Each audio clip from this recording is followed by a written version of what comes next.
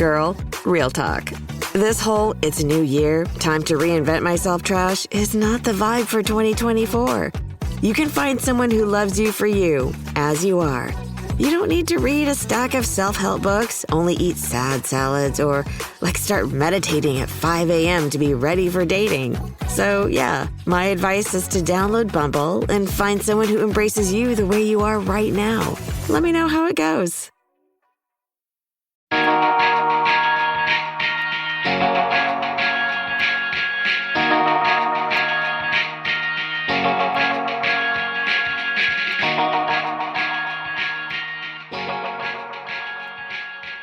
Hello, everyone.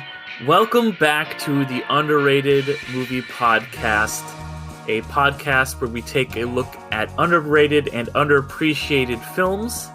I am your host, Derek McDuff, and today we're going to be talking about a film that I've had on the docket for a while, and that would be Sam Raimi's Spider-Man 3. And joining me today, my esteemed guests from the Midnight Film Society, the other podcast that I do, is Damian P. Sherman. How's it going? How's it going, Damian? Pretty good, man. How are you? Good. For anyone out there who's not aware, by the way, Happy New Year to everybody. Yes. For anybody who is not aware, this is the first day of the podcast getting a kind of a rebrand, keeping the same name and everything, but some new artwork, all that good stuff. And yeah, we'll be releasing still every other Monday. But now it's going to be on a different Monday, so that's why we got 2 episodes in a row. Which also means that now me and Damian shows, which used to be on the same day, will get released on opposite weeks. So if you won't have to hear me twice on the same day if you are listening to both of those shows. You can space out your Derek listening. Which, we recently had a rebrand over there on Midnight Film Society as well. I don't know if you wanted to mention that to the people. Yeah, new rebrand, new artwork. I commissioned a podcast artwork from the same person that does, if anybody's familiar with Criminal, their podcast, every episode has a new and unique piece of artwork. Fortunately, don't have her name offhand, but go to criminal.com and check out the artwork there. I got the same person to do my artwork, and it's one of the best. I told her this. It's one of the best commissioned pieces of art I've done for any sort of podcasting thing I've done so far. So definitely check that stuff out. Definitely did a big rebrand because for a while we've been doing pretty much straight film reviews for the last couple of years, so I thought it was high time to finally put a new coat of paint on the old podcast wagon over there. So yep, it's under the same feed as Can I Say Something, so if you're subscribed to that podcast, don't have to do anything. It's on the same bat channel, same bat time, every other Monday. You can get that anywhere you get podcasts. Right, very nice. And then that reminds me, I should shout out my friend Connor, who I commissioned to do the new podcast artwork for Underrated, which I am very happy with. Check out his stuff, Little Guy Designs. He's also got some t-shirts and stuff. I've bought a couple of as well. He's a great artist and, did some great work for me. So I was very happy with that. Also, the Midnight Film Society artwork looks awesome as well. So check both of that stuff out. And then I also did new artwork, new branding for the Patreon. It's called Underrated Disc 2 now. Still on the same Underrated Movie Podcast on Patreon, but now it's got a whole new look and everything.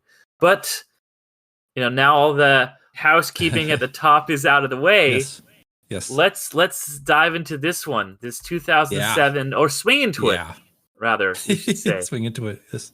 So, yeah, this is what's the sound? Yeah, thank you. But what's the sound he makes when what's thwick? It's thwick. Thank you. Thwick, yes. Thwick. Yes. Sorry, go ahead. Yeah, but yeah, as we all know, this is directed by Sam Raimi, who directed all 3 films in the original Spider-Man trilogy. Of course, starring Tobey Maguire, Kristen Dunst, and James Franco. Along with this time, they are joined by the likes of Thomas Hayden Church, Topher Grace, and Bryce Dallas Howard. Of course, with actors like J.K. Simmons in his iconic role as J. Jonah Jameson. Yes. Screenplay by Raimi and his brother Ivan, as well as Alvin Sargent. Oscar-winning screenwriter, and this will become important later, edited by Bob Murawski, who is also won an Academy Award. But Damian, when this one dropped in 2007, what did you think of it, and what have you thought of it over the years? I know this one has quite the reputation online, to say the least. Massive reputation. Doesn't need to be said. Just one more note of the sort of below the line credits there. Christopher Young does the music. Stepping in for famously Danny Elfman did the scores for the first two films. So I don't know if I noticed. I don't know if somebody asked me, was that the same guy? I probably wouldn't have known. I don't know if you noticed any sort of difference between this one and the first two in that respect. Yeah, it's something that I think at the time, I feel like subconsciously I was like, is this a little bit different? Then I saw it wasn't Elfman. I was like, oh, that makes sense. It wasn't a thing where I would have this is definitely not him. But when somebody told me, it was like, okay, I get that. Yeah. But yeah, I have some stuff to say about his score. Not a ton, but a little bit. I've got a couple notes on his score as well. Yes. But yeah, he stepped in because Danny Elfman is a big old creep. I don't know if people know this, but yeah, he's kind of got a reputation. Yes, he does. So overall, what I thought of this, when I have succinct memories of seeing this the day it came out. The theater was packed. This was before they had reservation seating, so I believe we probably got a seat somewhere up front. We got there pretty late. Big anticipation there. This is 2007, so this is a year before Iron Man. That was probably in the works, but I didn't really have any idea that it was being in the works. So I wasn't really as into filmmaking and keeping up on I didn't have my finger on the pulse, as I would say, on media as much as I do now. So went into this as a spry 22-year-old, loving the first movie, loving the second movie. Obviously, the second is held up as one of the best superheroes movies of all time. So this is a few years after that. Had no idea about any behind the scenes of so they have a new villain. That's going to be too much. I had no idea about the behind the scenes of people like Avi Arad, which alongside Isaac Perlmutter got the rights to the movie adaptation. So he had a lot to do with. We'll get into it later, but he had a lot to do with the villains that were in this. Again, no idea back then. So to answer your question, back then, highly anticipated it, and when I saw it and I liked it and walked out, I was like, yeah, that was weird. I think weird and off kilter, and I was like, okay. In the halcyonic days of being a young person and being somebody that didn't think about media critically as I do now, I probably came out of this as like, I don't know, something was weird about that, but I don't know how I feel about it. It's one of those if your sexual awakening, you have those weird feelings of what is this? What is this feeling I'm feeling of and walking out of this, I had feelings of something's not right. I don't know what's going on. I can't put my finger on it. I can't articulate my feelings very well about this, but that didn't feel right. And so jump to now, seeing it for the first time. This is probably my first time seeing it since then in full. Still didn't like it. I don't think it's a great movie. I don't think it's a good movie. I think some of the digital effects hold up fairly well. I think James Franco, again, in the light of being a creep, the things he does in this movie do hit very, very differently than they did back then. So overall, didn't like it then. Still don't like it now. Basically, that's my overall thoughts on Spider-Man 3. Right. And we had talked about beforehand. I asked you to watch the editor's cut, which I got a chance to check out. Did you get? Yes. And you said you did not get a chance to do that. Is that correct? Right. So the thing was, I didn't watch it. So I watched the regular version. We could sort of compare notes there. Mm-hmm. And so the editor's version I read was, they had a few minutes added here, some taken off there. So in terms of it's not a 3-hour cut, or it's not the Snyder cut. It's not a lot of major plot beats or plot points were changed. So overall, tell me what. So I saw the same version I saw back in 2007. You saw a different version. Can you tell us what was different and how it affected your enjoyment of watching it? Yeah, let me back up a little bit because I do want to talk about, this is not a thing that is widely known that there is this editor's cut. Yeah. That came out a couple years ago by Murawski, the original editor, who, I have a lot of respect for. He edited all these movies, edits most of Raimi's movies. He won that Oscar for The Hurt Locker, and saw this as something he wanted to go back to. And, I had a very similar experience to you when I originally saw this, where I watched it, and I was like, I liked that, but there was something kind of off about it. There was something kind of weird about it. And I had, though, a lot of knowledge going into it, like who the villains were going to be and stuff like that. Like I was a really big Spider-Man. Spider-Man was my favorite superhero at the time, and he might still be. So I was very big into the first movies. I watched the shows in the 90s. I had seen Thomas Hayden Church on like Conan or something, and he had this whole thing where he's like, I'm not allowed to say what the name of the villain is, but I can say the name of like the person. And he was like, I'm Flint Marko, and then the crowd was like Sandman. And he was like, I can't confirm it, and like it was one of those things. But so I kind of knew going in what it was going to be, and knowing I loved Venom from the old TV show, so I was like hyped on that. And I think that Avi Arad and some other studio people were like, we've got to put Venom in this movie, and I think that had a lot of that was not the story that Raimi wanted to tell. Raimi was much more interested in this Sandman story and that whole arc, which I think is the much stronger thing. And I think that it does get a little crowded, a little bit convoluted with all of the Venom stuff.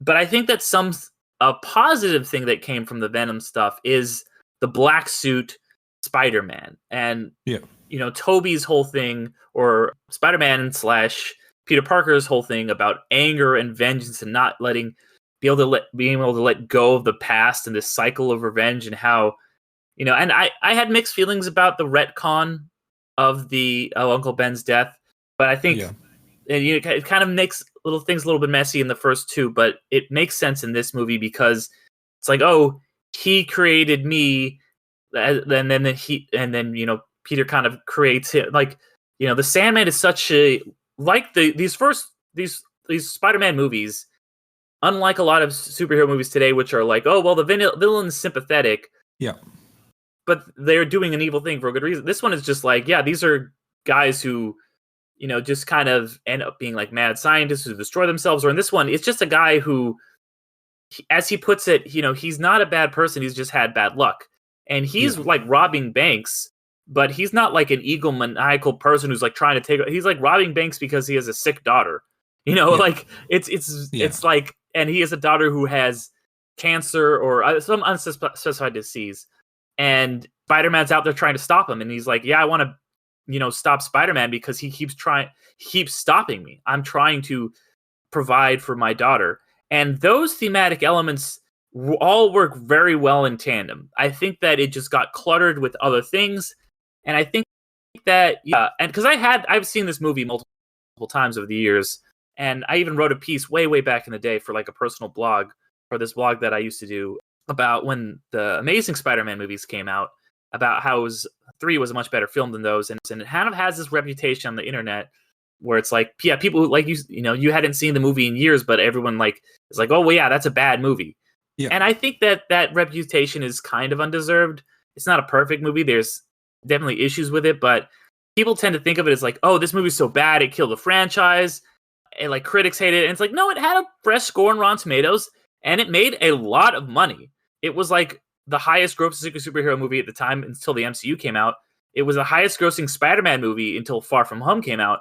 It's just that Spider-Man 4, they were starting production of Spider-Man 4, and the studio once again is like, cool, we want this stuff all like by this day. And Raimi was like, I just dealt with all this other studio interference. I'm leaving. Raimi leaves, so Tobey leaves, so they just rebooted instead.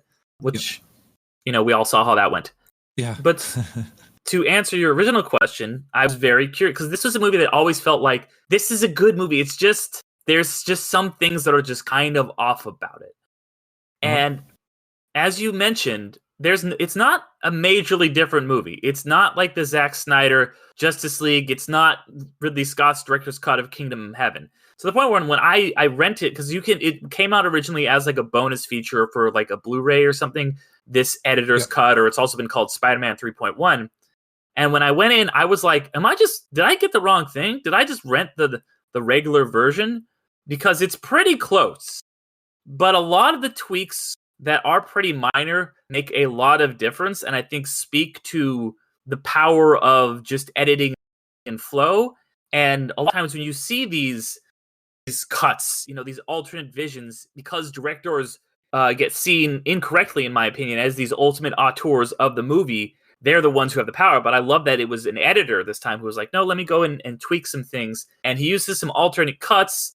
There's a lot more stuff about the suit kind of corrupting Spider-Man and the negative pull it has. There's an alternate scene with the Ditkoviches where he apologizes to Ursula instead of the dad, which I think is a much better character thing. There's a lot of little moments like that. There's like a couple like little. There's some alternate takes. There's the fight that they have at the end starts a little differently. I was worried they were going to take out the dance sequence, which I'm sure we'll get, or the kind of like Spider-Man James Brown strut, which I know people on the internet don't like it, but I think it's so Sam Raimi and so perfect. But they keep that in. But there's a lot less Venom stuff. Topher Grace is reduced, I think, drastically and appropriately to where he's just kind of there to be this clone figure, to take a John Truby term. He's kind of the dark version of Spider-Man. He's created by his hate. You know, I love that he says, "Get religion," and then so he goes to a church and prays for him to die, and then that's where he gets the Venom symbiote.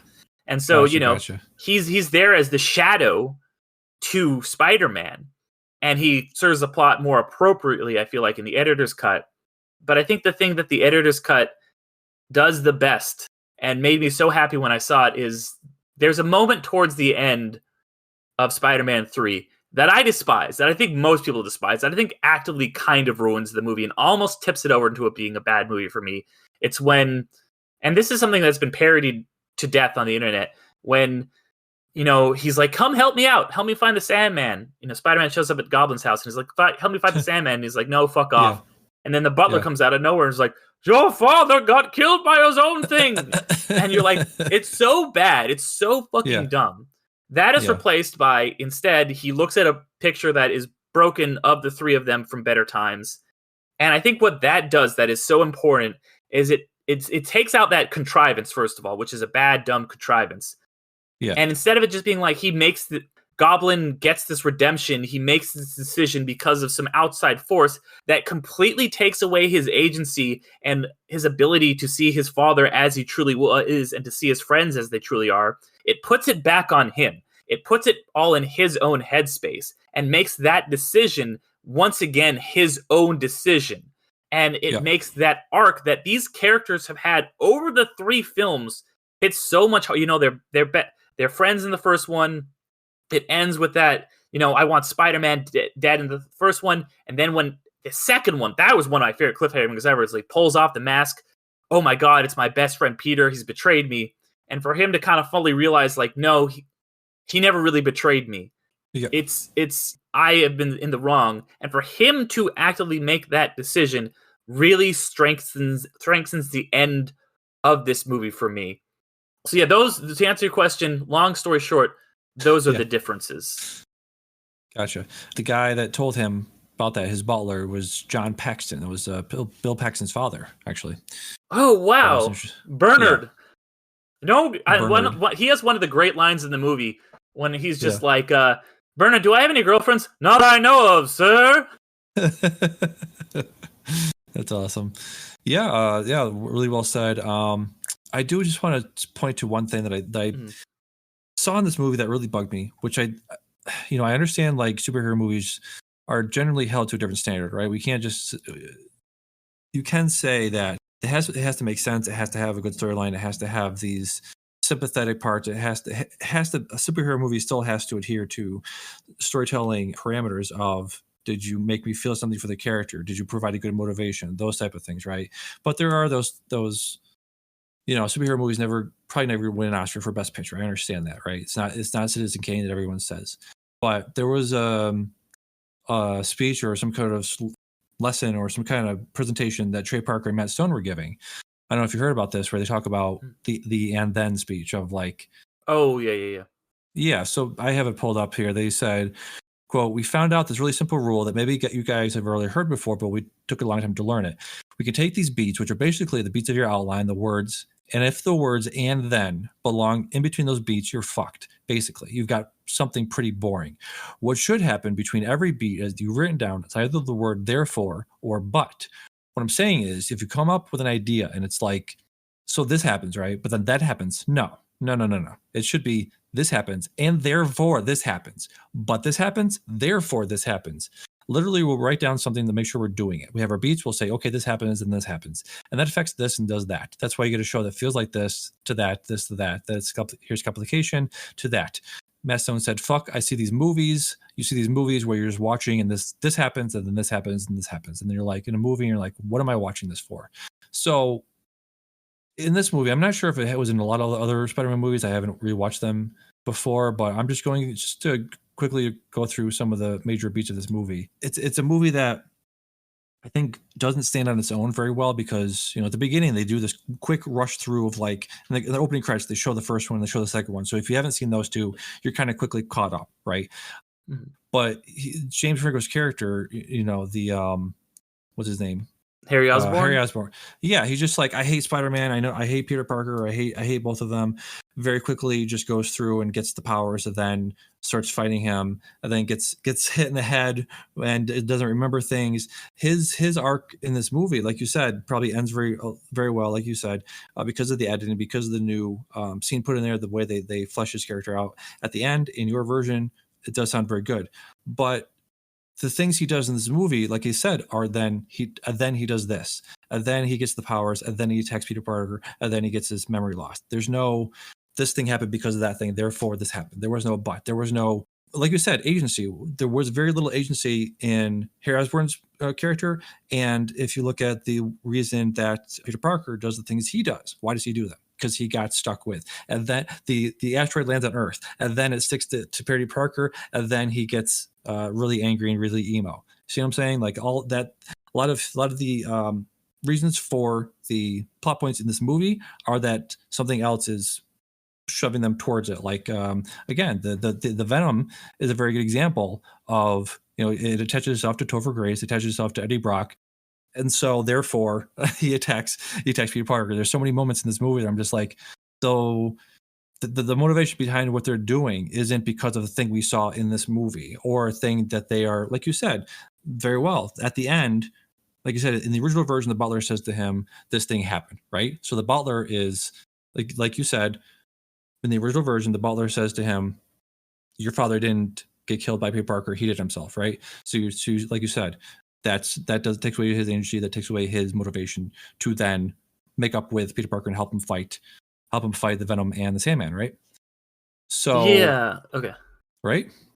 Am I getting? I mean, right? I kind of disagree with you, to be honest. I think that there is a pretty clear, like you say, okay, so yeah, there is and thens from before the movie, but it's the end of a trilogy, so that makes sense. So in the last movie, he saw that he was Spider-Man, so therefore he goes to fight him, and he hits his head, and therefore he has no memory. So therefore, Peter Parker is thinking that his life is happy, everything's going well, and he starts to take his relationship for granted, and kind of backtalks to Mary Jane, then that causes, or therefore. That causes Mary Jane. Is it therefore, or is it that and then? Yes, therefore he's taking his relationship for granted. So she goes to Harry because she doesn't trust Peter, because she can't talk to him. She's tried multiple times. That was a forced relationship. That was a massively forced relationship there, I thought. Was she in the previous movies? Again, I haven't seen the previous movies in a long time. You can. Well, I have, and let me continue. So therefore, she goes to him. Therefore, they start to have a connection because she feels more of a connection because she's getting drawn away from Peter, and kisses him, and therefore his memories come back, and therefore he goes to Peter and tries to attack him once again, and therefore gets his ass kicked. And therefore, when Peter comes back to him again, they start to reconcile a little bit. So I kind of disagree with your analysis there, to be honest. I think you could make the case as both. I think it could be seen as both. Like I said, I just read the book Normal People, a very good book. Highly recommend it.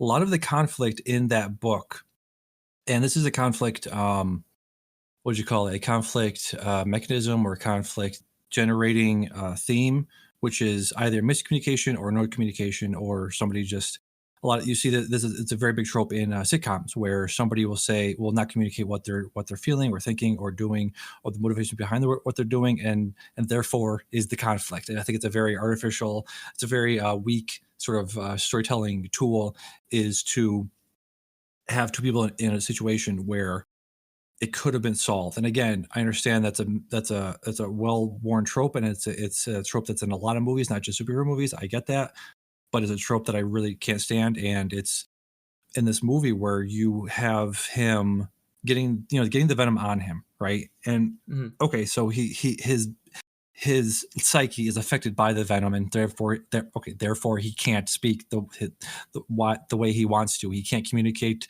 that I just had this weird venom thing attack me. And did he get the venom before or after he kissed Gwen Stacy on that presentation or whatever?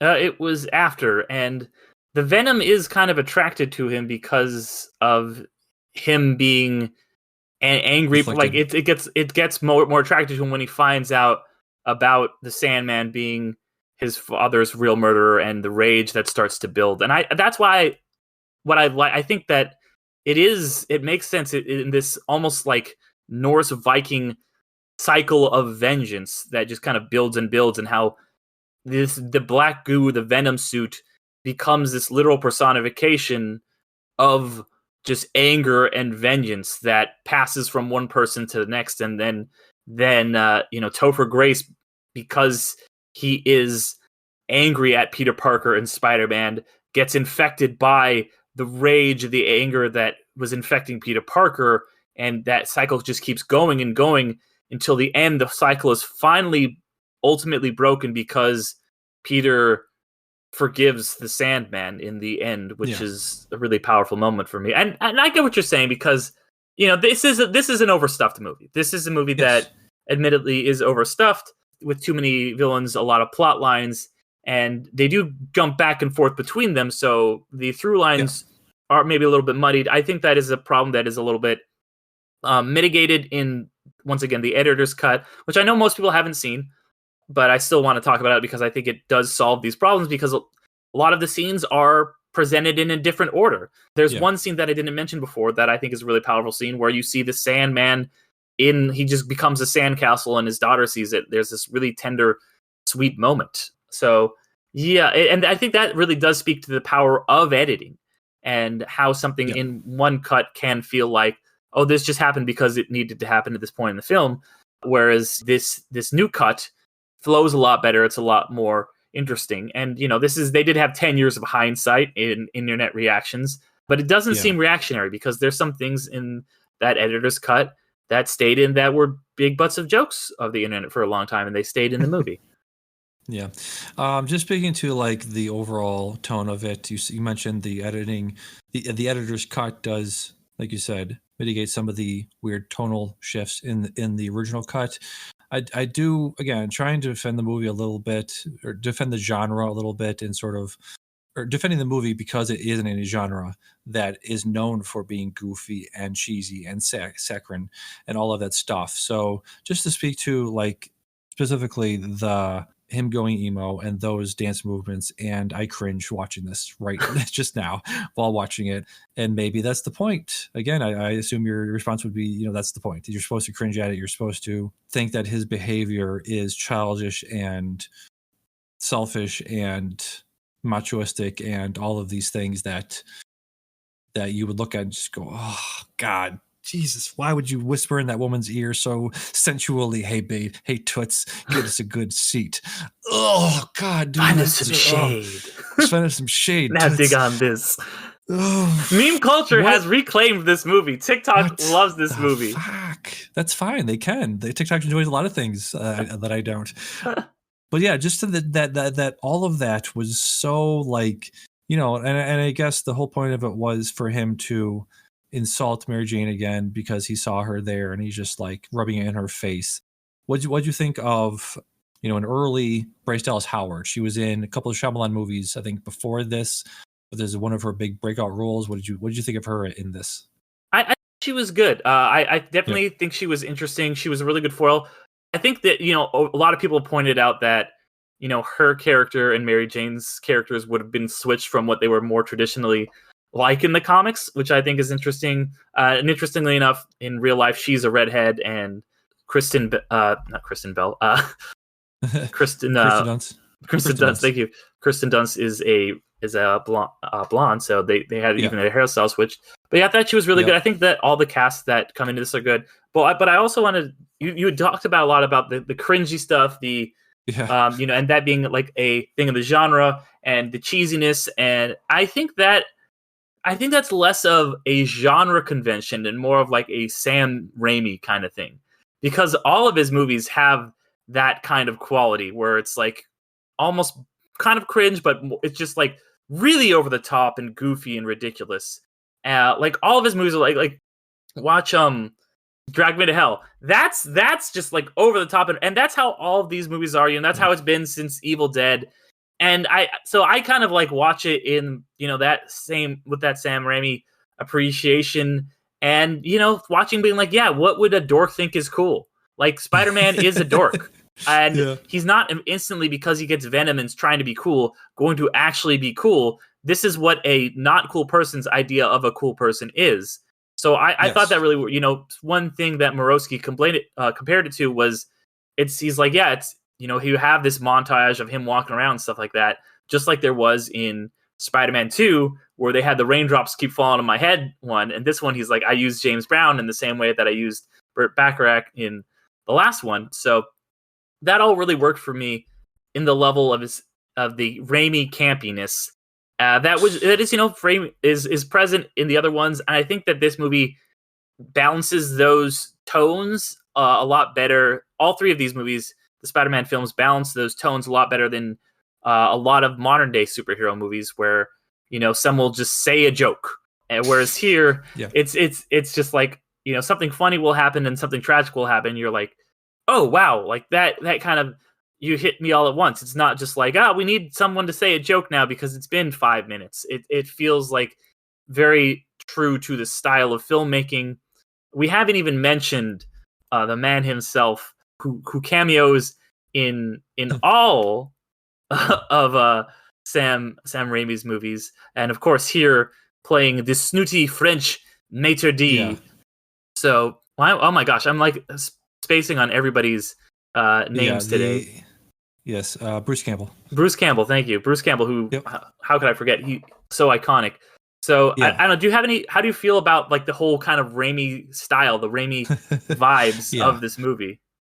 Yeah, that's again one of my big problems with the movie is that there's very long, drawn out scenes of character building and interpersonal relationship building, especially with Rosemary Harris's May Parker. I think that scene worked very well. I think she's one of the best May Parkers. I think it's they're going in the direction of Aunt May going to be hot. Aunt May has gotten hotter progressively over these movies. So you're saying Aunt May's not hot enough for you in this movie? In this movie, I'm sorry, I'm not a gilf. That is not one of my predilections. No, I mean, I don't know that that's yeah. what I'm going for when I watch an Aunt May role, but sure. Yeah, I don't know, man. I think that it's a good, like I was gonna say, it's a good scene isolated by itself, and the scene with him dancing it's funny and goofy in and of itself, right? And the family stuff with Sandman, good in and of itself. I like that scene, isolated, compartmentalized by itself. All those things work together very well by themselves. Then you mix it into one movie, it doesn't work for me. I'm sorry. And also the fact that each of those scenes I just mentioned go on for a very long time. I think if you just trim some of that down, it would have been a lot more digestible to have not as much of any of those things. And I do want to just speak to one thing where I saw a rumor that they were thinking about splitting this movie into two because of how much story and characters are introduced into this movie. I saw that, and they said that one of the reasons they didn't do that was because they couldn't find a good place to leave off the first half of the movie. And one thing I did write down, I just wanted to speak to you about the overstuffedness of it, because when we talk about this movie, we say, well, they introduced Brock, they introduced Gwen Stacy, and they introduced Sandman. So those are three characters. Actually, it's six if you think about the fact. Well, not Bryce Dallas Howard, not Gwen Stacy. But the other two are villains. They're people, but then they have a separate villain character. So when you're introducing two characters that are villains, you're introducing the person with the backstory, with the family and all of that, right? But then you also have to introduce the villain. What's the villain? What are their power sets? What's the accident? What are they? And then you have to say you have to establish them as dangerous, as scary, because it's very hard to do in the third movie because you already established your hero as somebody who can take on very strong and very scary and very powerful villains. So I think all of that combined of like having all of that to introduce and to make sure the audience is aware of the fact that they are scary and powerful, and there's a chance, a small chance obviously, but a chance that our hero can lose to these people, even though we've seen them overcome very powerful villains in the past. So I thought that was just something worth mentioning there. Yeah, I mean, and you touched on a few things. You mentioned that, because that is true. They did talk about potentially splitting this one into 2 movies, which at the time I was like, maybe they should have done that. But the more I think about that over the years, the more I'm glad they didn't, because I have really come to loathe those 2 film split movies. We've got like 3 of them this year, where we just got part 1s of movies, and all of them, well, I guess 2 this year and 1 last year. Well, no, there's 3 this year and then a couple last year too. And all of them have felt unfinished. Even the Spider-Man movie that came out this year, which was very good, I left the theater being like, well, that was not a whole movie. That was half of a movie. And I really want to watch a full movie. Even the Lord of the Rings, which, by the way, Lord of the Rings 2 Towers introduces a shit ton of characters. So it shows you can do it. There's nothing that says you can't just introduce 6 new characters and it's going to necessarily automatically be a bad thing. There's definitely ways to do that. But, if you can build a way to have a finale that feels like an actual end of a movie, like Helm's Deep at the end of 2 Towers, like the Breaking the Fellowship at the end of the first one, and it doesn't feel cheapened, then sure, go for it. But if it's just something like, well, we're on this train chase and now the guy's over there, like Dominic Toretto just stopped in the middle of the movie, like those things really bug me. I've never liked that. That became a trend that I just really disliked, and I would much rather see them, if they said, yeah, we didn't have a way to end Spider-Man 3 without, with having inclusion. I'm glad they didn't do that. Yeah. It's another thing where, once I sound like a broken record, but the editor, this movie is a little overstuffed. The editor's cut is actually shorter. Despite adding a scene, adding some other like stuff, they take away a lot more than they add, which is one of the few times I can think of when the cut that gets released, the editor's / director's cut, whatever it is shorter. The only other one I can think of is Alien, where they cut like the long ship sequence at the beginning. So I do appreciate that as well. And this isn't like a perfect movie or anything, but I think that what I really love about it is just the themes of vengeance, and it's very Shakespearean. You have these characters who see themselves essentially as brothers, Peter and Harry, and they're kind of now set to be mortal enemies. They're sort of in love with the same woman, and they have this titanic clash, this superpowered clash. And while Peter is also dealing with these feelings of vengeance and stuff that he gets, and on a level, maybe that is too much from one movie. Maybe you should have just done Venom or Spider or Sandman or Goblin, or maybe even just 2 of them. But I think that it's still, ultimately, there's a lot more, even in the theatrical cut, that I like than I dislike. Yeah. They had George Stacy, just looking up the Wikipedia, they had George Stacy. So my my thing about them introducing 3 characters was actually 6 characters. You have James Cromwell playing the father in there, which was very interesting. I just think overall, you can look at a relationship and be like, well, why did that relationship got together very quickly and that or fell apart very quickly? I just think that too of their Peter and Mary Jane's relationship falls apart very quickly. She gets together with Harry Osborn. Do you think it falls? Because I feel like there's a lot of stuff where he's just kind of like, I'm just like, dude, you suck. Like, just like every time, because I know people like that where you'll tell them like your problem and they're like, well, when this happened to me, and I'm just like, stop talking about. And then the ultimate betrayal when he just kind of kisses Gwen upside down, and I'm just like the kid in the crowd, just like, no, Spidey, no. Yeah.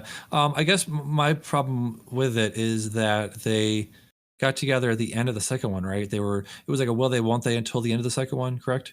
Yeah, they do get together at the end. Yeah, but I mean that's after 2 movies of build up, I will say. But my point is that they got together at the end of the first one. They break up at the beginning of the first one. It's just very, very. It seems very hurried. But my other point was just the melding and breaking of relationships happens very quickly. Their relationship ends very quickly. You have her getting together with Harry fairly quickly, and then also you have that's not getting together. They just have a kiss, and she's like, "Shit, I shouldn't have done that." True. Venom and Venom encounters Sandman. It was like, hey, I hate Peter Parker too. Let's work together. And Sandman's like, okay.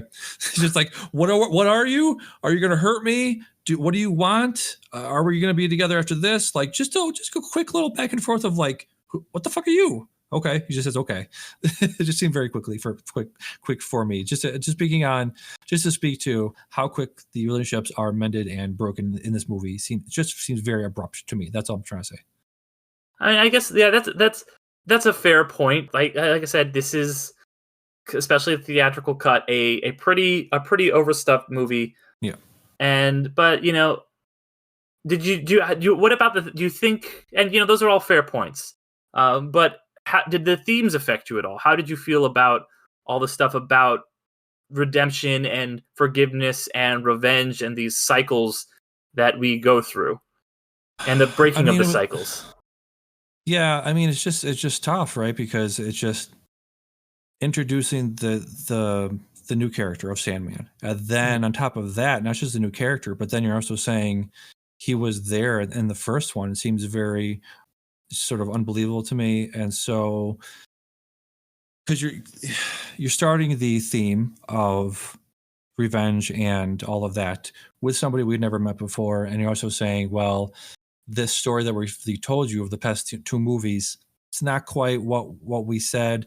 I think the fact that, like you said, speaking to the theme of vengeance, right? He kills the guy in the first movie. Okay, we can audience can accept that because we believe that he killed his father. Okay, well then you're retracting. Then you're saying no, actually he didn't kill his father. Okay, well now how are we supposed to feel about him killing the guy in the first movie? So for you, Derek, are they saying it doesn't matter if he killed him or not because Spider-Man shouldn't have killed him anyway?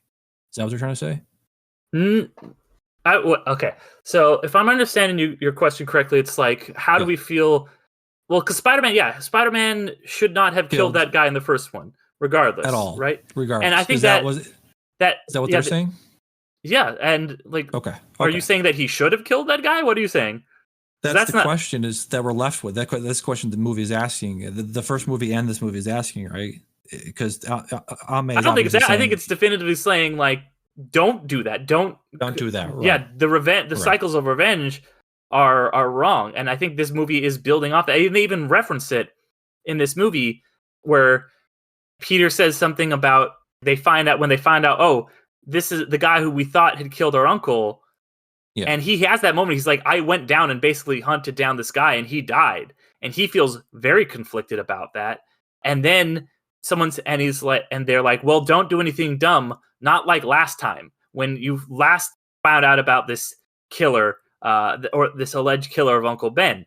And he gets at the end of this, that chance to, when he explains, Flint Marco kind of comes clean. He's like, yeah, I did kill your uncle. And I really love, I was thinking about this watching it, because when you see the flashback, you see it twice, right? You see it, and both times it's a subjective thing. It's not objective. It's not an objective flashback. This is not presented as what happened. This is presented as Peter Parker imagining what happened with his uncle. And you see it first that he, like Flint Marco in that original one, is crazed. He's like rabid and he's snarling, and he just shoots him for like no reason. And then the other guy's like, get in the car, and he just drives, and he just has this rageful look in his face, and he kills him out of brutality and anger. And then when that scene was revisited at the end of the movie, and you see the Sandman tell him what he did, it's so sad. And he's not. Yeah, it is. You see, it's not a scene of anger or brutality. It's this kind of guy at the worst moment of his life making a mistake that he can no way undo, where someone dies, and it's paralleled with that decision that he made in the first one. So I think that thematically those work very well together. I agree. I would say, I mean, I'm like any retcons late in the game are always a red flag. Yes, but yes. I think that because they tied it in thematically to this story, I am a little more forgiving of it than I would be. Right. It's just for me that they said to the audience, okay, vengeance is bad, right, in any sense, but the only scaffolding, the only thing that makes you question, right, because the thing that draws you into a story is think about the morals and the ethics of what the character is doing. There is no moral quandary for his actions if you remove the fact that the guy that we thought at the beginning killed the uncle didn't do it. You take away all of that moral grayness of like, well, murder is wrong, but in this situation, I can understand him doing so. You're saying that Peter, there's no moral ambiguity of Peter having killed the guy from the first one, if you remove the fact that he didn't kill his father. If you remove the fact that he killed his uncle, there is, let's say, less moral ambiguity to the situation, to the events of the movie. If you remove the fact that in this movie or in the other one, in the first movie, in the first movie's moral question of is vengeance wrong, is murder wrong, is completely removed if what we're to believe now, right, that the guy that Peter Parker killed didn't do anything, didn't kill anybody. So either way, it's wrong, right? Either way, him having killed this guy is wrong. Yeah, that's the position the movie is taking. The position the movie is taking. The position the movie is clearly definitively taking in those first two movies is that it was wrong. And they have a whole scene, which is one of the best scenes in not just any of these movies, but any superhero movie, in the second one, where he goes to Aunt May and he's like, hey, guess what? You know that guy who killed Uncle Ben? Spider-Man went and hunted him down. Yeah. I believe that's the second one. It might have been the first one. Right. And he's like, so we're good. And she says that, first of all, Spider-Man doesn't kill people. That doesn't make sense. And second of all, that's not a good thing. This vengeance is not a good thing. So it is, it's not at odds with what those movies were saying. It's in agreement with them. I guess I'm talking about my mistake was to talk about my thought about it. The audience thought about it, right?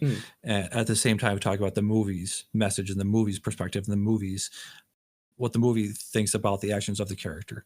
So you're saying that maybe that guy did deserve to die. Okay. Yes. Maybe. That's what I'm saying. I'm saying maybe. One more thing, just before then we can move on. I'm saying maybe, based on what we knew from the first movie. During the events of the first movie, me, Damian, thought that there was a question. There's a moral question. There was a moral conflict about whether his actions were correct or not.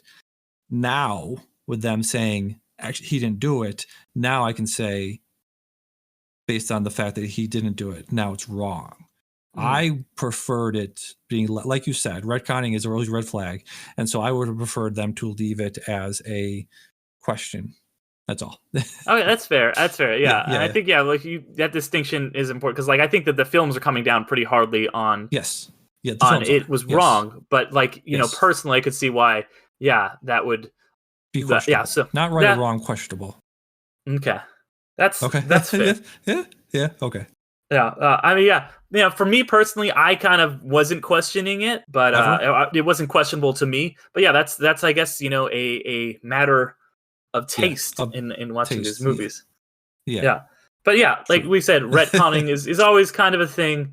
Yeah. But so speaking, staying on Flint Marko for a second, and you mentioned there's some things that you liked about. There's some scenes in this movie that you really liked, and we haven't even talked about what I think is one of the greatest scenes in any superhero movie. It's so good, and I think the CGI surprisingly holds up. It does. It really does. It's the birth of the Sandman scene. Yeah.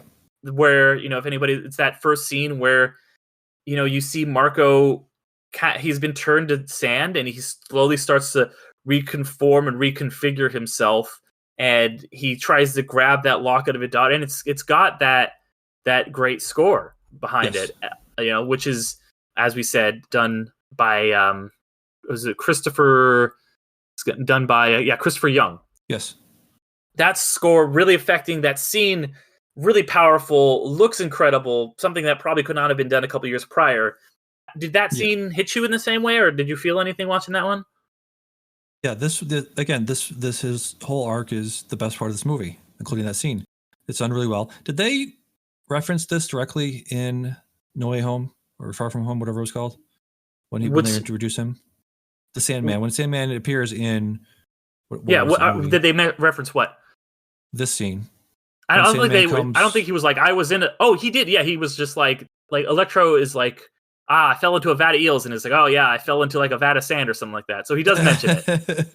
Okay, yeah, no, it was very good. And he's very good in this. Thomas Hayden Church is very good in this, and just to use that to talk about why the rest of the movie didn't work for me is that stuff did. No, I'm serious, because it's that stuff of like, you have a very good character here, you have a very good character arc, you have a very good backstory, you have, and it's so at odds with the dance scene, and it's so at odds with, like you said, the Sam Raimi's thing, right, is heart and its character development and all of that stuff that we go to the movies for, on top of the weird, goofy, crazy, out there stuff. In past movies he has balanced it well, and I completely disagree that he balances it well here. I think having this scene, having the Aunt May scenes, mixing together with the goofy stuff, and also, I don't know, how did James Franco's performance work for you? Because again,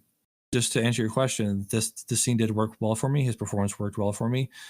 Everything with him in this worked well for me. But with James Franco just being this like melodramatic guy of just like, hey, Peter Parker, yeah, I'm the other guy, and he does that whole turn around smirk thing, like chewing, is just.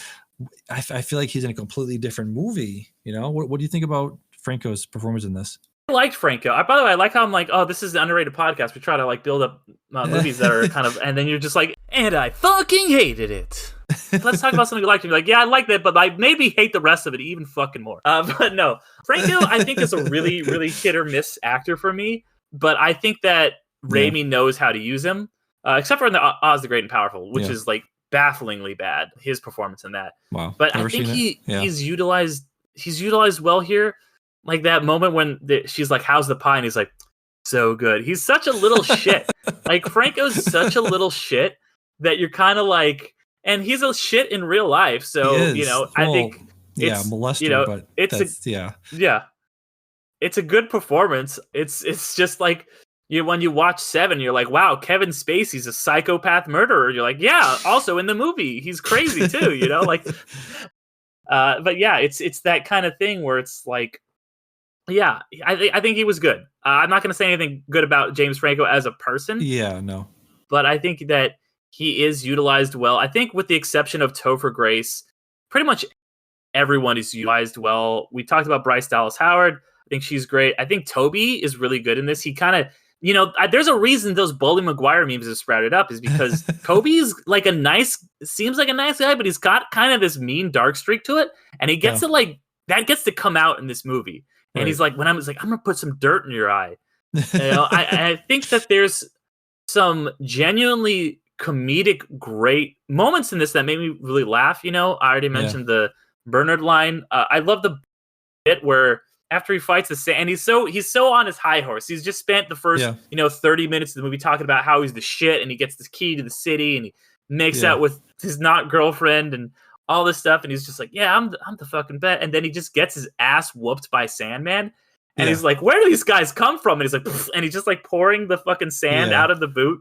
I think that Raimi style of humor, it really worked well in this movie. Did you think it was tragic? It was just so, yes, it was funny, and I love the part that's been meme to death, where he comes home, I think right after the fight he has with Sandman, after he used the water, what do you call it? Water pipe, right? The pipe would he like? Yeah. Basically, he thought he killed him. Goes back to the apartment, and the landlord's like, "Hey, rent." He's like, "You'll get your rent when you fix this damn door." It's just like, yes. But yeah, it is. What was your question? He was very goofy. Like he's very funny. Did He you, can yeah, be very did the scary. humor work Yes. for you in this movie? Yes. I think the landlord is always funny. I think the daughter is always funny. The whole scene with what was the scene? Put some nuts in it. You got any with nuts? Make me some with nuts. Yeah. Oh. The one I want to talk about, Elizabeth Banks, because she's Pittsfield's native. Yes, Elizabeth Banks outside the office, outside JJ's office. What is that buzzer she has that like shakes his entire table? That was very his whole desk. That was very funny of him. Like, what is this one? No, not that one. This one. It's like, yes, that one. Take some what? What now? Water. Don't forget your water. It's like, yes, that was legitimately.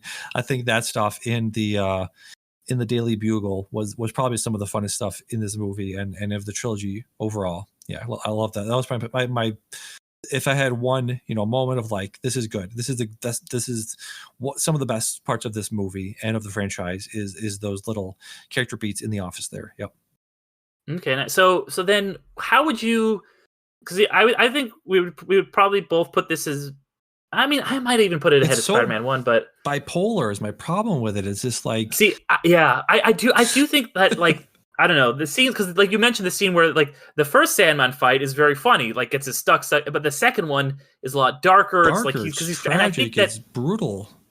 Yeah, and I think those tones were, and in just the same way that Shakespeare was able to go back between something very funny and something very tragic in the same play. I think that this kind of does the same thing, and it feels very big and Shakespearean, and this kind of these superhero stories are larger than life. And I think that Raimi is a really good person, and you do feel his voice. And unfortunately, I think that it does get a little bit stifled by creative outside interference. But a lot of movies today, a lot of superhero movies today, you don't get to feel that distinctive voice of Sam Raimi. And I should say, because I talked about how I don't agree with the auteur's theory, and his team, his frequent collaborators, because he does have he works with these guys in the first one and the second one.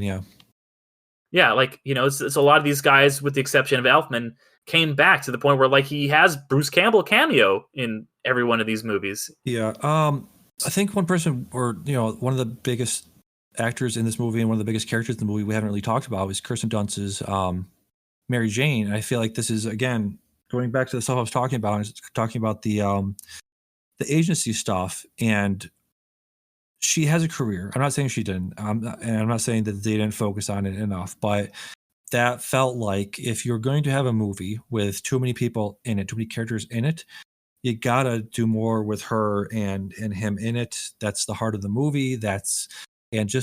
She felt like such a damsel in distress, and there are different versions of Mary Jane for the comic books. There are different versions of her in the movies.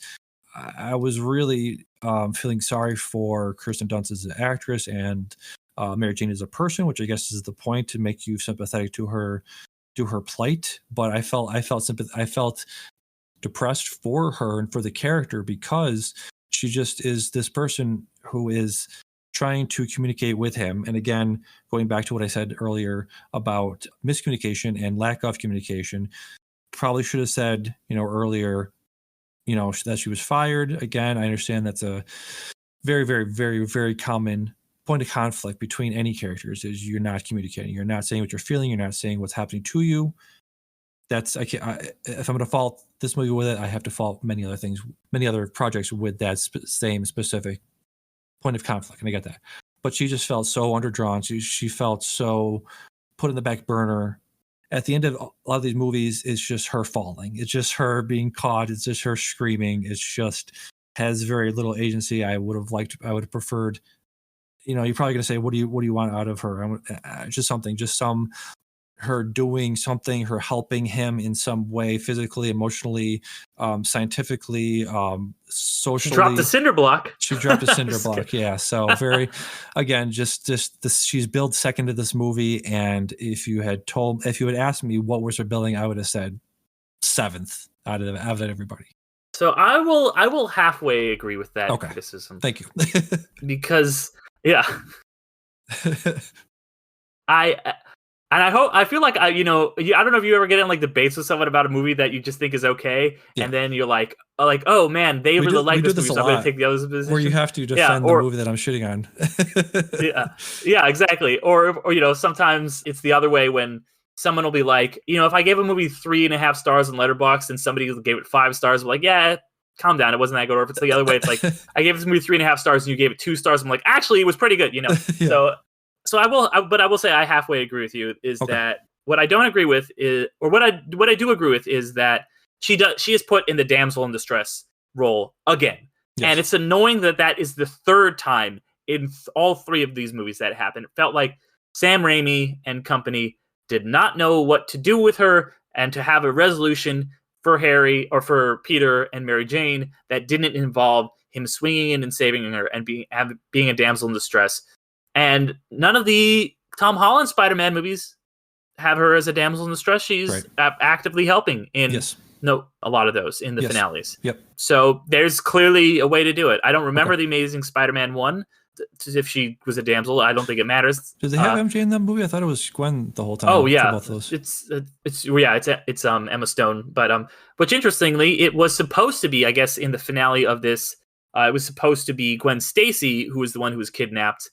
Still, they couldn't be like, well, how do we end a movie without a woman that Spider-Man cares about being kidnapped? But they were like, it really should be Mary Jane. Yeah. Which I think is the part of my thing that I disagree with you on, is that I think that their emotional journey in this did feel very real and drawn out. And the whole thing about him not talking to her, rather not listening to her, is not a contrivance, but it's part of the plot. And the reason she doesn't tell him things is because every time she tries to, he just kind of talks about, it's so tough being Spider-Man, but everybody loves me now. And she's just like, bro, can you just fucking stop? When she has that moment when she gets fired and she feels like she trusts Harry, who's an amnesiac, more than she trusts her own boyfriend. And I love that, so it would feel a little contrived that he's like, just break up with her.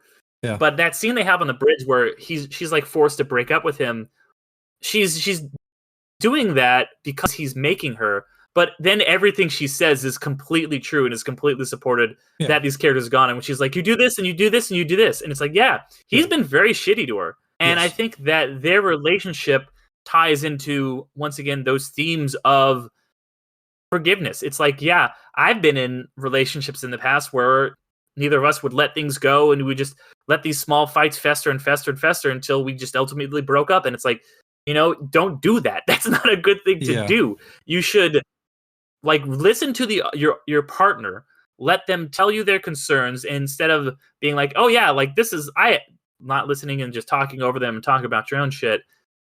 Listening to them, and then when you legitimately do something that is bad to that, something you hurt them or betray them or whatever, learning to forgive, and that's what Peter learns to do with Sandman. And that's where, and that last scene, which I love, by the way, that they don't explicitly say they get back together. Yes. But they don't even when they kind of mention it in Far From Home, he doesn't say they're back together, but he's just like, I have someone, we've kind of found a good way to be, they don't go off and get married or anything, but they find a way to forgive and accept each other for who they are, which I think is very powerful and very in line with everything else that this movie has been putting forth. So, but her being the damsel in distress, for the third time in a row, not a good look. Not a good look. No, and again, in the comics, she has some other job. I'm not sure what it was, but just to give her something to do. It's like, what is your job? I'm an actress. What are you actually doing though? What did you actually do in this movie? Again, just figure out something for her to figure out, do some sort of investigation into who this person was. He could have had him say, I found my uncle's killer. It's like, Damian, we've already talked, there's too many plots already in this movie. We can't have Yeah, I know. But again, she's second billing. She's been in the first 2 movies. She was a big reason why those movies made so much money. It's like, well, maybe you have something else to do. But anyways. Yeah. Well, how would you rank this among the other live action Spider-Man movies? Do you think it's ahead of the Garfield ones, ahead of the Holland ones? How does this play out in terms for you compared to the other ones? So for me, probably would say Sam Raimi, Spider-Man 1 up in the top third. Spider-Man 2 could be in the top 5 of all of them. Spider-Man 3, this movie, probably in the bottom 3. I think it's down there. It could swap places with Amazing Spider-Man 2. I think is the consensus is that's one of the worst ones. So I would say this is down there. Amazing Spider-Man 2. As far as the Holland ones go, I think I have to revisit it. I know the first one's probably up there. First, Homecoming's probably up there in the top 5. Let's see. And then Far From Home would probably 6 or 7. No Way Home. I don't know if you've seen a lot of the sort of revisitations of No Way Home, but a lot of people are saying that storyline, if you just look at it objectively as a storyline in a movie, is not great. So I'll have to get back to you on that. But as far as right now, No Way Home is probably in the top 5. So to just reiterate, Spider-Man 3 is last or almost last next to Amazing Spider-Man 2 with Mr. Andrew Garfield. Yep. Yeah, because I was just saying, I really dislike the Amazing Spider-Man films, both of them. Yes. So those ones are like just bottom of the barrel for me. Fair enough. But I think this one even beats a couple of the Holland ones, and maybe even and when you factor in the editor's cut, I think maybe even Spider-Man 1, to be honest, which is a good movie, but it's very like you watch it like this is a superhero movie from 2002. Yes. And I don't mean it's like necessarily dated, although there is like a dated joke or two in it. But I just mean that the form hadn't really congealed completely yet. It hadn't really like set into what it would at Spider-Man 2, which I think Spider-Man 2 has like been the template of the entire MCU to a point. So I would say probably Spider-Man 2 and Far From Home, or No Way Home, No Way Home are like the 1 and 2. I think No Way Home, the story's not the strongest, but I think that movie works very well with just it does nostalgia in the right way, where it's not cloying or anything. It brings back all these themes from all these other movies and puts them on this new character. It does a lot of really cool stuff. I like that one a lot. And so honestly, this one I think is probably my third favorite, if I'm being completely honest. So I'd say there. So it's I liked it quite overall, a bit. Like including Homecoming, Homecoming is probably one of my favorite. Homecoming's good. I think that Homecoming's great. Far From Home is kind of is pretty. Far From Home is fine. I like it. I think it's kind of just it's kind of mid-tier MCU, mid-tier Spider-Man for me. Sorry, where did you put Spider-Man 2? This is Raimi's Spider-Man 2. Number 1. That's okay. That, and right. that you could that either that one or No Way Home is number 1 for me. And you're saying like, this one is you could flip top 3? This one's like a bronze, but it's like not like those 1 and 2 are like way ahead. It's not close to those 1 and 2, but and I really wish you would watch the editors, because I think it just makes such a and it's interesting. Speaking of No Way Home, which had a cut. You watch that cut and you're like, this is just some extra scenes that are just a little fun, but it's completely unnecessary. Okay, like that's a movie that's pretty good, and it has a cut called the More Fun Edition, which is an appropriate title, because it's just like, there's some extra scenes in here that you didn't really need, but they're kind of fun. Some of them deepen the characters a little bit, but mostly not. Whereas this feels like this is a cut that doesn't change that much, but what it does change makes a world of difference. And I think I bumped it up a whole star rating on Letterboxd. I think I went from 3.5 stars to 4.5 stars on my rating. So this is a movie that that's what it was. It was a movie that just had so much potential, and it wasn't quite realizing it for me. And getting to see this version, so it's like $4 to rent on Amazon. Anybody out there who's listening, don't like, if you are interested in checking out this other version and you're like, hey, I've got $4 to spend, definitely go check it out. I would highly recommend that. All right, I'll check it out, definitely. But before we completely wrap up, I mentioned we mentioned at the beginning about the Christopher Young score, and I really like the score. I don't know how you felt about it, but I did have a question for you. There's one thing I could not remember about the theatrical cut, but there's that theme, the Spider-Man theme. Yeah. The that was so prevalent in the first 2 movies. Whereas this one, it has the Venom da-na-na-na-na-na, which has become like a sound on TikTok, And And throughout this movie, you hear that Venom theme a lot. Like it's very like anytime Spider-Man's starting to feel the pull of the symbiote, you get that theme. And one thing that so my question is, because I know that the editor's cut kind of restored his whole score that he wrote, which apparently had been kind of chopped up and not fully used. Yep. And one thing I noticed watching this, so I'm curious if it was the same in the theatrical cut, is he does it. You don't hear the original Spider-Man theme until the real end of the movie, when he's going out to save Mary Jane for the last time after he's fought the Green Goblin, after all these things have happened, and he puts back on the suit. And that's when you finally, for the first time in the entire film, hear that original Spider-Man theme from those first two movies. Yep. And it hits you like a brick wall. Yeah. Because you hadn't heard it at all. You're like, you really feel like, oh shit, Spidey is back. Like, he is back. So was it the same with the musical score in the theatrical? Yep. Okay. So why did you feel about that? How did you feel about the soundtrack? Yeah, it definitely did kick in at the end there. Definitely gave you chills to hear it finally at the end. Definitely did miss the Danny Elfman score, but yeah, I would have preferred Elfman's score in this. Definitely one of those things you go to these movies for is that score. So definitely missed the Elfman score in this movie. Absolutely. Okay, I was trying to get you to say one positive thing, but I should have known that was that was a fool's errand. That was a fool's errand. Absolutely, yeah. No, this is not. Like, is it a thing where he couldn't use it? Like, it's a rights thing, or did he? No, I think it was because he used it. I think it was a thing that I think was done very well. Is that when you don't hear that movie or you don't hear that score for the entire time, you're like, yeah, this guy, he's not. When they withhold it, right? It's so much more powerful at the end when you do hear it, and because it really made me emotional.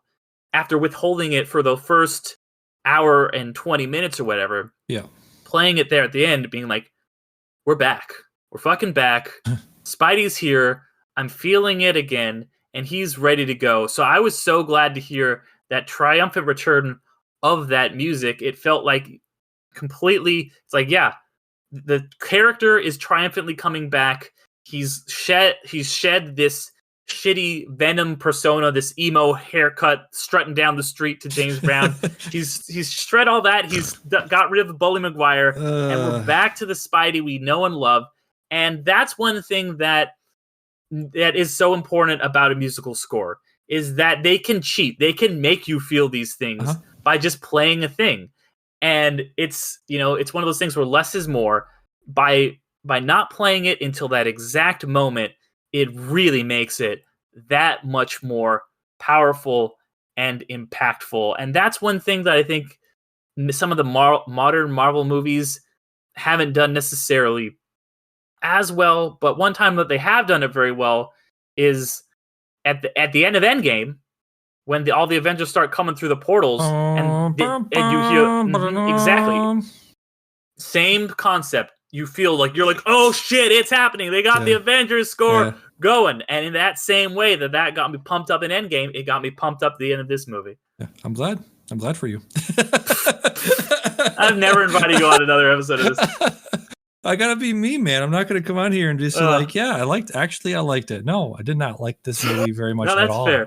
That's fair. Crazy. The internet has broken your mind just like everyone else with this movie. Do we have to do so we're gonna do it. We've relitigated this. You've come around to this, thinking this is a good movie. All right, now do we have to do X-Men 3? Do we have to do Ghost Rider? Do we have to do Blade Trinity? X-Men 3 has no. Those movies were not good. Those movies were X-Men 3. X-Men. I don't like any of the X-Men movies. Really? To be honest, I think X-Men 2 is overrated, and I think about the originals or Far From Home. What about Days of Future Past? Days of Future Past is fun. I do. Okay. That's probably my favorite one. Yeah. X-Men 2 though. Yeah. So the difference between those movies and this movie is those movies were like, look at the Rotten Tomatoes scores for those movies. They're like 20 and they did not make a lot of money. Although I will say, I think Spirit of Vengeance is a movie Ghost Rider 2 is a movie I might cover because it is schlocky and ridiculous and just over the top. It did get bad critical scores. It did. And it hasn't had a internet resurgence like this one had. But yeah, this is a movie I think this kind of reputations got reacclaimed. Speaking of trilogies that got reclaimed, do we have to go full blank check and just do a prequel trilogy revisit and just go down that road? Well, that's because Star Wars. I don't want to get into it, but Star Wars fans, they dislike anything recent. But Marvel fans are a little better. They like the recent Spider-Man movies. Yes. But speaking of trilogies, like you mentioned, the prequel trilogy. Yeah. This is the end of a trilogy. What is your favorite end movie of a trilogy? What's a movie that ended a trilogy right? Well, there's so many with the MCU, right? There's the Thor trilogy. There's the Avengers trilogy, I guess, if we're going to count Avengers 1, Age of Ultron. There's 4 of those movies. 4. Okay, fine. So I'm saying trilogy, Damian. So it's not Back to the Future. The third one was not great. You'll probably say it's great because you like bad movies, apparently. Everyone loves Back to the Future. You're just an old man who just Back to the Future angry. 3 people. Everyone loves Back to the Future 3. We covered that on this show. That's a good movie. Is it? Yes. All right. Let me look up some. Name me some trilogies, and I'll tell you if it's good or not. Just Star Wars. Do you like Which Return one? of the Jedi? Which one? The original. Yes, the original trilogy is probably one of the best trilogies out there. Let me see. Matrix trilogy, no. Probably there's one. There's one that's just should be on the tip of your tongue because you watch it. We watch this every year.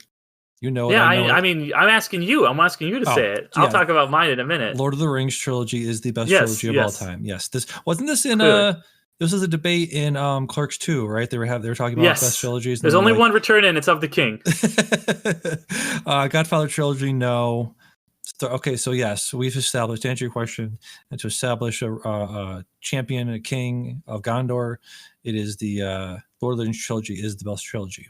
Yeah, I think Just So Return of the King is the best ending of a trilogy. Yes. Right? Yeah, I think.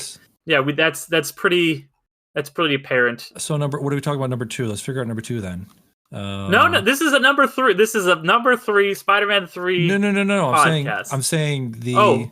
It's another second best trilogy. Second best trilogy. Okay. What is it? The Hobbit trilogy, right? No. How to Train Your Dragon. How to Train Your Dragon is a pretty great trilogy. How to Train Your Dragon 3. Great score as well. Yeah. Very good. Toy Story. I know there's they did a 4th one, which is also good. But that 3rd one is kind of the perfect ending to that trilogy. What do you think about the other Sam Raimi trilogy? The Evil Dead trilogy. Oh, Evil Dead. So that would be Army of Darkness. Yes. I haven't seen it in a while. What do you think about Army of Darkness? I just saw it for the first time recently, actually. It's one of these movies that I go back to and I watch and I'm like, there is no plot. There's literally no plot to this fucking movie. Overall, fine. It's fine. It's got the cut phrases. It's got again. I think with this movie and Spider-Man 3 and with Army of Darkness, I think the supporting cast has a lot to do with it. I was going to mention like why the Tom Holland movies work for me more so. Did you say that the Holland movies were below the Raimi movies for you with Spider-Man? Some of them are. Okay. I think I said I had both. I had a Raimi and a Holland in my top 2. I was just looking through the cast list. That is unbeatable. Like comparing the supporting cast of Raimi movies to the MCU movies, just unbeatable. Wait, which one are you saying is better? Holland movies are better in terms of supporting cast. No, Willem Dafoe, supporting cast. Supporting cast. That's one guy. That's one man. Okay. What about Dr. Otto Octavius? You know, like they literally brought people from the Raimi movies back into the Holland movies because they were so good. True. Thomas Hayden Church from this movie. You know, let's go back to your question about best third movies. World's End. Well, yeah. Would Spider-Man No Way Home be one? Right. Spider-Man No Way Home. Yeah. Honestly, I got to revisit it. I keep hearing, hearing in the grapevine, through the grapevine, where that word is, that the plot doesn't hold up, the story to it doesn't. See, that's the thing. Don't worry about the grapevine. That's one thing I think has destroyed the reputation for this movie. Says the man that brings everybody's so concerned about all the grapevine and the film bro. You bring in film bros. You bring in film Twitter all the time to the conversations. You're telling me not to worry about. I'm saying, don't worry about them. Don't worry about the fact that film Twitter hates this movie, because I think that's like the internet has really been like, this movie's bad. Yeah, and I'm like, fuck that. I like this movie, and if you like a movie, fucking like it. Don't worry about what the consensus is on the internet about a bunch of angry white dudes typing in their computer like, George Lucas ruined my childhood. There's a really good documentary about that. Fanboy. And no, it's a documentary. The People versus George Lucas. Oh. And just like the anger that and control that fans feel over their franchises. And I'm like, it's something that I think is happening with Indiana Jones. Something I think happened with this movie, where it's just like, the internet gets mad because something doesn't work for them, and it kind of becomes the overriding narrative that, like, this is a bad movie, so you're not allowed to like it. I think that's complete bullshit. Where do you put Last Crusade in terms of third movies? Oh, that's a good one. I think Last Crusade is my favorite. Okay. Raiders might be a better movie. They're both basically perfect. Yep. But Last Crusade, like, if I'm gonna watch one, yep, and I can only watch one, I'm gonna watch Last Crusade. What do you think? Last Crusade is, just in terms of, like, again, the supporting cast, Mr. Sean Connery, great duo. Him and Harrison Ford made a great duo. Obviously, in Raiders, it was Marion throughout it. And the second one was just, short round, which was what it was.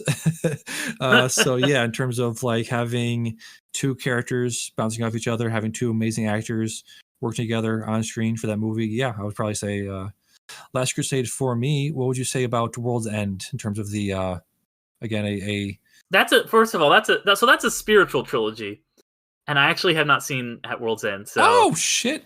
I know it's like been on the top of my to watch list because it's like never streaming anywhere. It isn't. And I worked at a movie theater when it came out, and it wasn't at my theater, so I just didn't end up seeing it. It's one of my big blank spots. I mean, if we count spiritual trilogies, do we have to count Interstellar? No, I would say no. But, yeah, I got one more for you, real fast. Go ahead. Yes. And this is a weird trilogy because it's a trilogy of movies in a franchise, but the trilogy is specifically of the movies 2, 3, and 4, and that is because they do actually form a narrative trilogy. Go ahead. And that is the original Star Trek films. And Star Trek. Oh, you've never seen Wrath of Khan? Even? Never seen any Star Trek movie. I've seen the Mr. J.J. Abrams' Star Trek. Haven't seen part 2 of that. Haven't seen it's called Beyond, Star Trek Beyond. Beyond is really good. Beyond is really, really good. Beyond is definitely better than the second one. But in the original ones, 2, 3, and 4 are all great. 2 is the Wrath of Khan. But 4 is also great because that's the one where they time travel back to they didn't have any money, so they're like, well, they're gonna time travel back to the 1980s when this movie was being made, because they have to get whales. It's so goofy, it's so fun. It's directed by Nicholas Meyer, who also directed a movie with a similar premise, Time After Time. So yeah, I think it's just a fun, goofy end of a kind of Star Trek trilogy. But yeah, those are probably my favorite part 3s of stuff. What about? Do you have any other ones? Yeah. What is it? Is it War of the Planet of the Apes? Oh yeah, War is so. I can't believe I didn't think of those, because I think that it goes Rise, Dawn, and then War. Right. And Rise is really good, but then Dawn is like legitimately one of my favorite blockbusters. Yeah. I think it's phenomenal. Yes. And War is really good too. War is like it's like one of those times where you're like, yeah, this is still a 5-star perfect movie. It's just not as perfect as the last one. Yes. But yeah, that movie is good. I'm very hyped for the new one, despite it being a different director. Yeah. But yeah, War of the Planet of the Apes. That's a good poll. Thank you. Yeah. I would probably, like I said, Return of the King. Born Supremacy? Born Supremacy? No. It's Born Ultimatum. That's Ultimatum. What it is. Ultimatum. I always reference that Ultimatum as having one of the best car chases in any movie, so I really have to revisit that to make sure I haven't been spreading false information. But yeah, Born Ultimatum, as far as I remember, it's fantastic third movie in a series. Yep. Yeah. What Before Midnight? Oh, Midnight, it's good. It's my least favorite of the Before trilogy. I think probably Sunrise is the one that really, where they're just like, it's in real time or whatever. It's not one cut, but it's like shot in real time.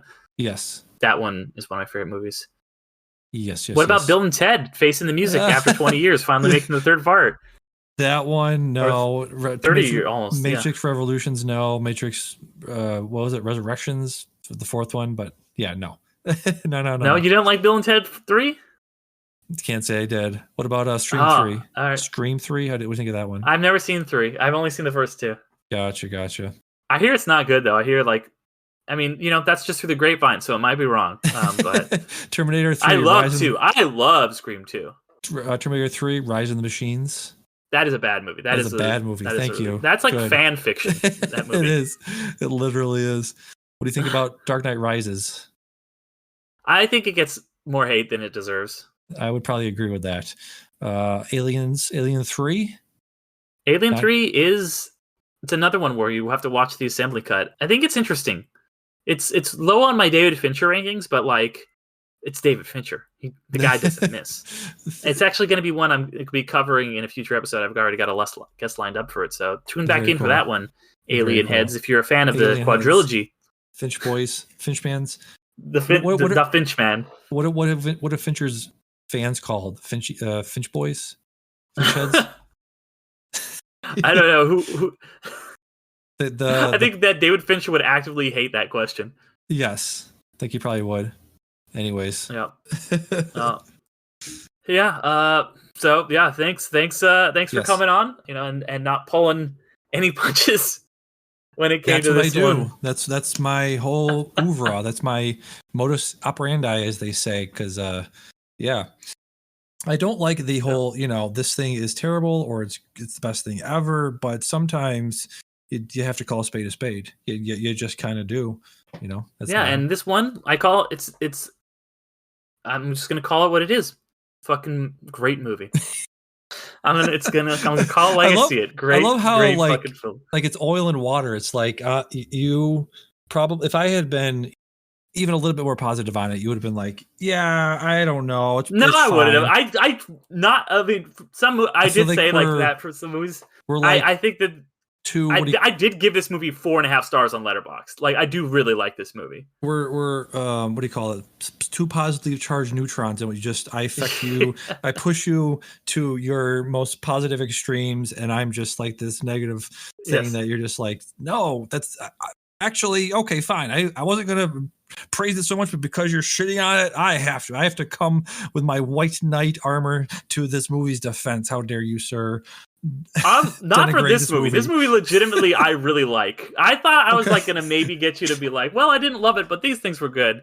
Because that's the premise of the show we're on, Damian. I will say, like you mentioned a little while ago in this 3-hour podcast that the memification of this movie, right, has definitely affected a lot of people's brains. You were correct that in my brain, I am a chronically online, which means the memes, I have all seen the memes so many times. And so the part in Spider-Man 3 when he grabs Brock's camera, throws it against the wall, and he's like, later, chump, and he jumps into the river. He does like a frog splash into the river, and his butt comes out. For some reason, I always think of that scene where he's like, later, chump, and he farts and jumps into and he hears the Scooby go, that's all I could think of during that scene. I was like, yeah, you're correct. You're not wrong, man. You're not wrong that my brain is permanently and irrecoverably broken in so many ways, and it does actually affect my viewing habits, but it is what it is. Yeah, that's fair. That's fair. Yeah. Well, thank you though once again for being on. Yeah, you're welcome. You're so welcome. Yeah. This was fun. It's a good way to relaunch the podcast. And even though, like I said, this is a movie that I think is definitely underrated. I understand there's people out there. A lot of these movies, not everyone's going to have the same opinion. Yeah. So it's always good to get a dissenting voice. Yes. Before we wrap up, though, I know we mentioned Midnight Film Society at the top, but where can people find that and listen to it and all that good stuff? Oh man, where can you find? Where can't you find it is the question. It's on Spotify. It's on Apple Podcasts. It's on Google Podcasts. It's on all the things. Just go Midnight Film Society podcast and Google that. Google my name. ignore many of the allegations against me. No. Now, Google Midnight Film Society. Get it anywhere you get your podcast. We are doing one more regular show this year. We are not. It'll be out by the time. Yeah, this is out. So we got. Yeah, we'll do one more regular show before the end of the year. I was going to say we're not elite. Yeah, the end of the year has ended at this point, Damian. We're in the future now. Oh, we're in the future. Oh, yes. you said that a couple times. It just went right by it. So that'll be out. That has been out. So you'll get our top 10. You will have heard our top 10 already. We're not that far in the future. We're past the one regular episode. We got next week. The top 10. What's the date? What's the date? What's the release date? Today is New Year's Day. It's the first day of 2024. Happy New Year! Happy New Year. That's why I said that at the beginning. That was like 3 hours ago. I'm sweating. My brain is melted. So go get my podcast anywhere you get it. Midnight Film Society on any of your podcasters of choice. Yeah, and then follow you on Letterboxd, all that stuff, right? What's your Letterboxd? That's a good question. My Letterboxd right now is Klaus. It keeps changing. Yeah, Santa Klaus Kinski. So Google, Santa SANTA KLAUSKNSKI at letterboxd.com. Check out all my reviews there. Yeah, and so if you're hearing this, that means we've already recorded and released the episode on top 5 Christmas films. Yes. And next week will be our top, like you were saying, our top 10 movies of the year. I'm excited for that one. That's going to be really cool. So if you guys want to hear me do my top 10 list, that's going to be the only place to find it. Over on the Midnight Film Society, me and Damian are both going to be counting down our lists. What I was going to say was Ringer, right? They put out their top 10 list already. All these, you listened to Film Comment just recently. You said that was the most pretentious thing you ever heard. I agree. All of these people are not the people. They don't represent the what do they call that? The people. The salt of the earth, the common man. We represent the common man. We will wait until the movies are actually available to review them, because we are part of the proletariat. We are part of the working class. So if you are like us and you haven't seen most of the movies that people are talking about, now you can hear them. Now we'll say they are available here. They're available in Pittsburgh and Pennsylvania, and they're available where people actually work in small town America that we were for. So go and watch those movies after we review them. Thank you. Yeah, and I will. I will. Yeah, very well put. Thank you. Thank you. And I will say, for my list, there's some stuff that like you were saying, critics will talk about things that are not going to get wide distribution till like March or something. Yes. So like one of the movies that I considered. I'm not saying it's necessarily going to be on my top 10 list, but one of the ones I considered is Women Talking, which was an Oscar contender last year. Yes. Won Best Screenplay. Was on a lot of people's top 10 lists last year. Got a limited release in 2022. Didn't get a wide release until January of 2023. So I counted that as a 2023 movie. Yeah. So, as you say, we are for the people. We both still do like all the film critically bullshit. Yeah. But we also love stuff like this, like stuff that is, I just spent, as you say, 3 hours talking about how much I love Spider-Man 3.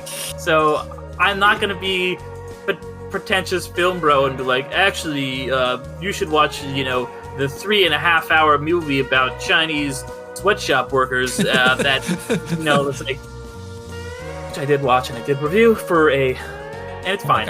But, it was an endurance test. Check that review out on, should be coming soon. To a local website near you, and besides that, this post-amble, whatever it is, has gone on too long. Right. But I'll wrap it up by saying, check out Underrated Movie Podcast everywhere. We're on all the social medias. You can email us, underratedmoviepodcast@gmail.com, and definitely check out the Patreon, patreon.com/underratedmoviepodcast. As it is now known, Underrated Disc 2, it's what it's called. You can sign up for the DVD, the 4K, or the Blu-ray level, and you get different perks at every level, including bonus podcasts of Infinity Stones and Dragon Bones, and Underdogs, which Damian has been on both of those shows. Yep. And then at the 4K level, which is the highest level, for just $5 though, you can choose a movie for us to review on Underrated. thank you to all our patrons. Damian, which is, of course, one, so thank you, Damian. Yeah. And to all my other patrons out there. But thank you just for listening. Listening to us ramble about this movie that the internet hates for so long. I actually had a lot of fun talking about this. I did as well. It was a really good time.